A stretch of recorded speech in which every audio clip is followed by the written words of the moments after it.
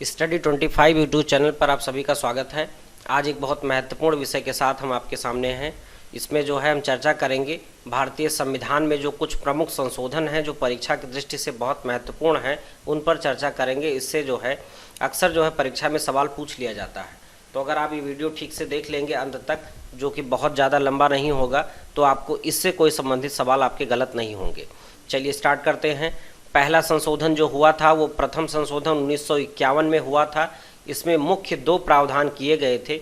एक वाक्य एवं अभिव्यक्ति की स्वतंत्रता के मूल अधिकार पर प्रतिबंध का कुछ प्रावधान किया गया था, क्योंकि वाक्य एवं अभिव्यक्ति की स्वतंत्रता अगर पूर्ण रूप से दे दी जाएगी तो उसमें थोड़ी दिक्कतें भी आ सकती हैं, राष्ट्र की सुरक्षा पर भी संकट आ सकता है। इसके अतिरिक्त जो है एक जो बार बार पूछा जाता है वो है 9वीं अनुसूची का प्रावधान। तो संविधान में जो है 9वीं अनुसूची जोड़ी गई थी। ये आपको याद रखना है कि संविधान में 9वीं अनुसूची जोड़ी गई जो भूमि सुधार से संबंधित थी, वो प्रथम संशोधन से ही संबंधित थी।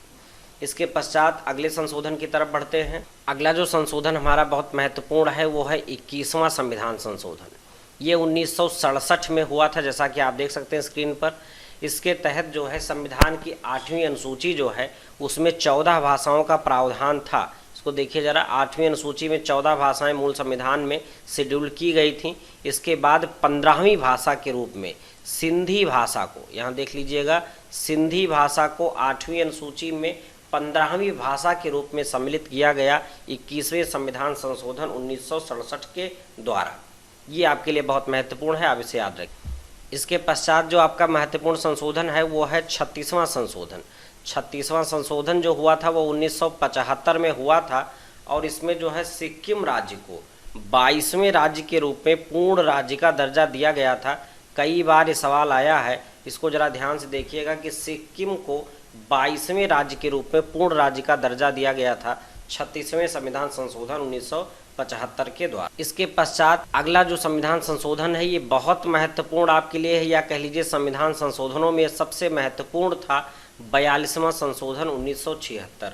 इस समय इंदिरा गांधी जी की सरकार थी और इमरजेंसी लागू हुई थी, आपातकाल लागू था पूरे भारत में, और संविधान में इतने ज़्यादा परिवर्तन किए गए थे इस समय।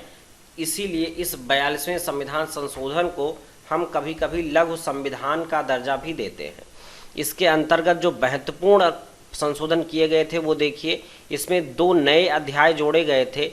एक अध्याय था आपका 4 का और दूसरा अध्याय था 14 का। देखिए जरा, 4 का में क्या है, मूल कर्तव्य से संबंधित है, और 14 का जो है वो अधिकरण से संबंधित है। इसके अलावा संविधान की प्रस्तावना में 3 शब्द यहाँ जोड़े गए थे। एक समाजवादी था, एक पंथ निरपेक्ष और एक अखंडता। ये 3 शब्द जोड़े गए थे, समाजवादी, पंथ निरपेक्ष और अखंडता। ये 3 शब्द संविधान की प्रस्तावना में जोड़े गए थे।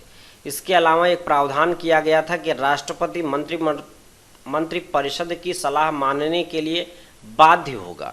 संसद की विधायी शक्ति पर कोई परिसीमन नहीं होगा, लेकिन इसको सुप्रीम कोर्ट ने बाद में पलट दिया था।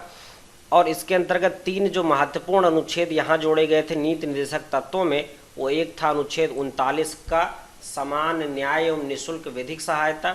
दूसरा जो अनुच्छेद था वो था 43 का, यानी 43 का में जो था, जो कामगार हैं उनको जो है उद्योगों में उनके मैनेजमेंट में भागीदारी को सुनिश्चित करता था। और 48 का के तहत एक प्रावधान किया गया था पर्यावरण संरक्षण की और संवर्धन की, वन एवं वन्य जीवों की रक्षा की। इसके लिए 3 जो है नीति निर्देशक तत्वों में प्रावधान किया था। ये 42वें संविधान संशोधन 1976 के द्वारा किया गया था। ये बहुत महत्वपूर्ण है, इसको याद रखिएगा। इसको लघु संविधान भी कहा जाता है क्योंकि इसमें बहुत ज़्यादा संशोधन किए गए। इसके पश्चात जनता पार्टी की सरकार आई थी और उसने 43वां और 44वां संशोधन किया था, जिसमें 44वां संशोधन आपके लिए थोड़ा महत्वपूर्ण है, जिसमें 42वें संशोधन में कुछ ऐसे प्रावधान जो किए गए थे जो गैर संवैधानिक थे, या कह लीजिए उस समय नहीं ठीक थे, उनको हटाया गया था। इसमें जो एक बड़ी व्यवस्था की गई थी, आपको मैंने बताया है जब आपातकाल पढ़ाया है, कि आंतरिक अशांति के आधार पर अब आपातकाल की घोषणा नहीं की जा सकती। इसके स्थान पर अब सशस्त्र विद्रोह शब्द वहाँ लिखा गया अनुच्छेद 352 में, यानी आंतरिक अशांति शब्द को हटा दिया गया। इसके अतिरिक्त महत्वपूर्ण परिवर्तन किया गया, संपत्ति के मूल अधिकार को समाप्त किया गया। एक यहाँ महत्वपूर्ण काम ये किया गया। इसके पश्चात 52वां संविधान संशोधन 1985 में हुआ, जिसमें 10वीं अनुसूची को जोड़ा गया।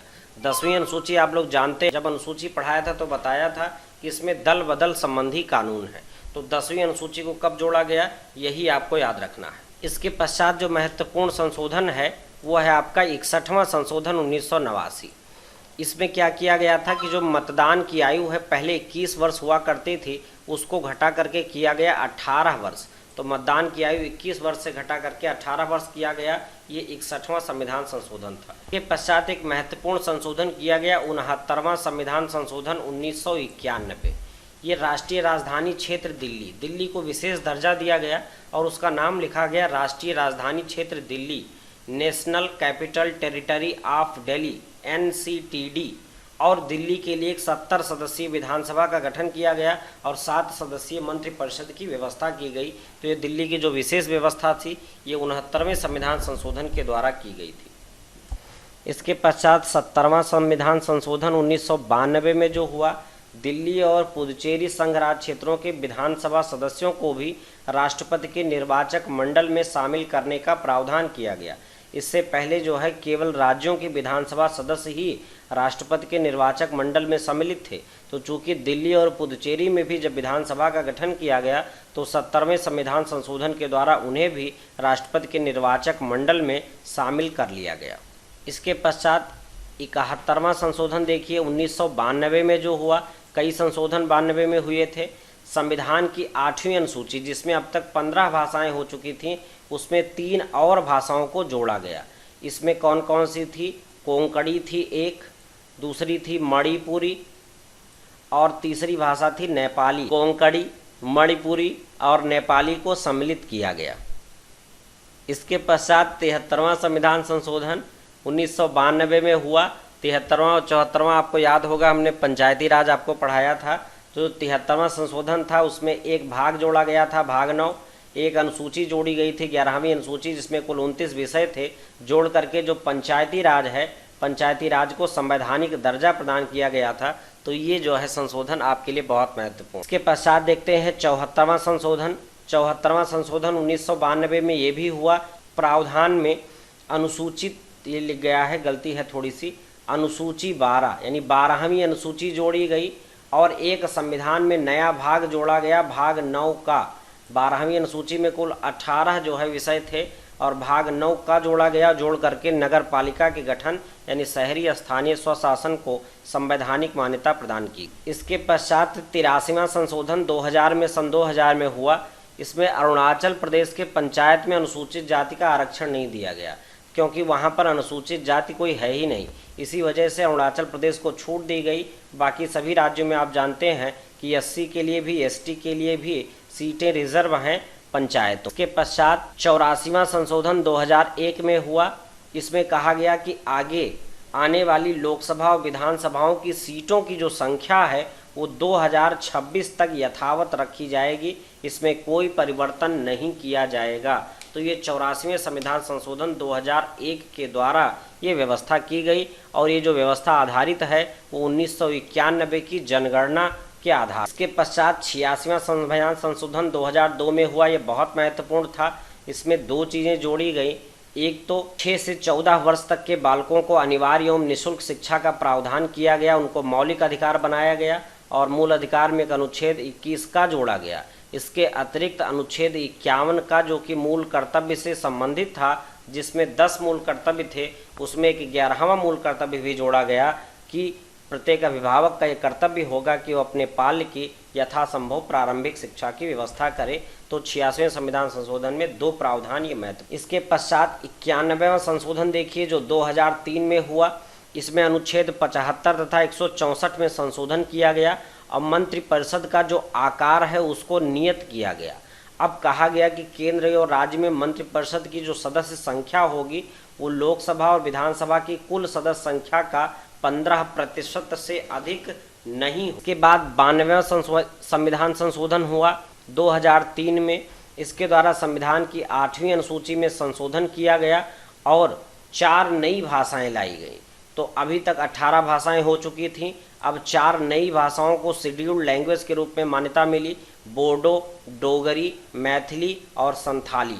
इन 4 भाषाओं को जोड़ा गया 92वां संविधान संशोधन 2003 के द्वारा। इसके पश्चात 97वां संशोधन 2011 में हुआ।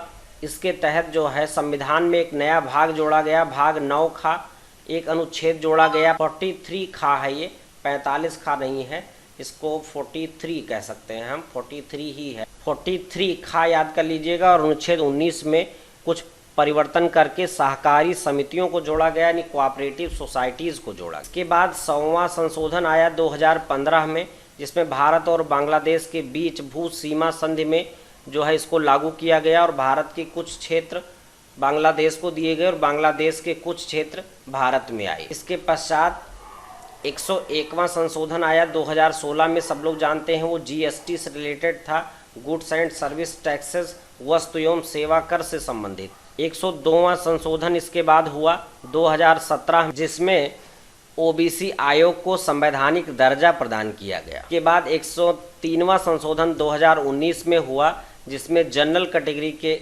छात्रों को नौकरियों में 10% आरक्षण देने की बात कही गई, जो इकोनॉमिकली वीकर सेक्शन में आते हैं, यानी आर्थिक रूप से पिछड़े हैं।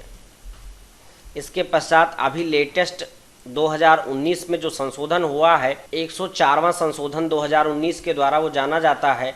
इसमें एससी और एसटी के लिए लोकसभा और राज्य विधानसभाओं में 25 जनवरी 2030 तक सीट के आरक्षण का प्रावधान किया गया। आप जानते हैं कि 25 जनवरी 2020 तक ही इनके लिए सीटें आरक्षित थीं, तो एक संशोधन ला करके अगले 10 वर्षों के लिए एससी और एसटी के लिए जो सीटों का आरक्षण है उसे बढ़ा दिया गया। यहाँ एक बात नोट कर लीजिएगा, यहाँ पर एक बात जान लीजिएगा, संविधान संशोधन विधेयक अलग होता है, संविधान संशोधन अधिनियम अलग होता है। जो ये 104वां संशोधन 2019 आया है, ये 126वां संविधान संशोधन विधेयक था, 126वां संविधान संशोधन विधेयक था। लेकिन चूंकि सभी संविधान संशोधन विधेयक संसद में पारित नहीं हो पाते, इसीलिए सभी संशोधन अधिनियम नहीं बन पाते। इसलिए जो ये संशोधन था वो 104वां था और संशोधन विधेयक जो था वो 126वां था। तो कंफ्यूज नहीं होइएगा, इसको ये भी जाने रहिएगा कि 126वां संविधान संशोधन विधेयक लाया गया था एससी और एसटी के लिए। लोकसभा और राज्य विधानसभाओं में 25 जनवरी 2030 तक सीट का आरक्षण बढ़ाने का प्रावधान किया गया है। लेकिन ये संविधान संशोधन हुआ कौन सा? 104वां। इसके पश्चात संविधान में अभी कोई संशोधन नहीं हुआ है। आप लोग लेटेस्ट वीडियोस को प्राप्त करने के लिए आप चैनल को सब्सक्राइब कर लीजिए और बेल आइकन को प्रेस कर लीजिए ताकि आपको नोटिफिकेशन मिलता रहे। Thank you.